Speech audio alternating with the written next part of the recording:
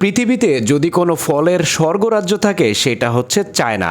সৃষ্টিকর্তা যেন চায়নাতে সকল নেয়ামত একেবারে ঢেলে দিয়েছে। আজকে আপনাদেরকে চায়নার একজন সফল কৃষকের ফলের বাগান দেখাবো। প্রথমেই দেখেন এইটা হচ্ছে তার আতা ফলের বাগান। দেখেন মাথার উপরে কতগুলো আতা ফল ধরে আছে আর ঝুড়িতে অনেকগুলো পাকা পাকা আতা ফল নিয়ে এসেছে।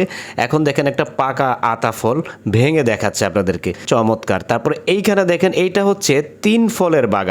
এই 3 ফলটা অনেক বেশি নরম, সুস্বাদু আর পুষ্টিকর হয়ে থাকে। এই কৃষকের মোটামুটি সব ধরনের ফলেরই গাছ রয়েছে। ভিডিওটার শেষ পর্যন্ত দেখতে থাকুন, আশা করি আপনাদের অনেক ভালো লাগবে। আর প্রত্যেকটা ফলই একেবারে বাজারের বাছাই করা সবচেয়ে সেরা জাতের ফল চাষ করে থাকে সে। দেখেন 3 ফলের সাইজগুলো কত বড় বড়, বিশাল বড় এবং দেখতে খুবই লোভনীয়। তারপরে এই ফলটাকে দেখেন, এটার নাম হচ্ছে লোকাট। ছোট্ট একটা গাছের ভিতরে কি পরিমাণ রসালো ফল ধরে আছে আর দেখতে বেশ দারুণ লোভনীয়।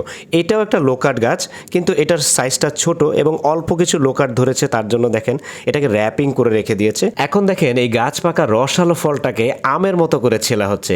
এইটা অনেকটা আমাদের দেশীয় সবেদা জাতীয় ফলগুলোর মতোই ভিন্ন ধরনের একটা ফল। এইটা দেখেন, এটার নাম হচ্ছে পেপিনো মেলন। এইটা অনেকটা তরমুজ জাতীয় ফল, কিন্তু দেখতে আপেলের মতো, বেশ রসালো, ভিতরে অনেক পানি থাকে আর রস থাকে, জানি না খেতে কেমন হবে। তারপরে এইটা দেখেন, একটা ছোট্ট ডালিম গাছে কি পরিমাণ ডালিম ধরে আছে, ভারে গাছটা দেখেন একেবারে নুয়ে গেছে। আর ডালিমটা দেখেন দেখতে কতটা সুন্দর, একেবারে রাজকীয় সাইজের ডালিম।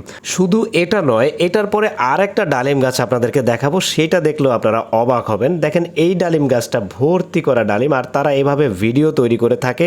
তার কারণ হলো বিভিন্ন ভিডিও তৈরি করার মাধ্যমে তারা সোশ্যাল মিডিয়াতে তাদের বাগানের এই লোভনীয় ফলগুলো কাস্টমারের কাছে বিক্রি করে থাকে এবং হোম ডেলিভারি দিয়ে থাকে বা পাইকারিও বিক্রি করে থাকে। ডালিমের পরে এখন আসি আপেলে। দেখেন কি পরিমাণ আপেল ধরেছে, আপেলের ভারে গাছটা একেবারে মাটিতে নুয়ে ছিল। আপেলটাকে দেখেন হাত দিয়ে ভেঙে দেখাচ্ছে কি পরিমাণ রসালো এই আপেলটা। এখানে দেখেন আপেলগুলোকে বাগান থেকে পেড়ে এনে স্তূপ করা হয়েছে, এগুলোকে দেশের ভিতরে এবং দেশের বাহিরে পাঠানো হবে। তারপরে এইখানে দেখেন ছোট্ট একটা গাছের ভিতরে কি পরিমাণ আপেল ধরেছে। এইখানে দেখেন আপেলটাকে হাত দিয়ে ভেঙে দেখাচ্ছে। এইখানে দেখেন আরেকটা আপেল গাছ।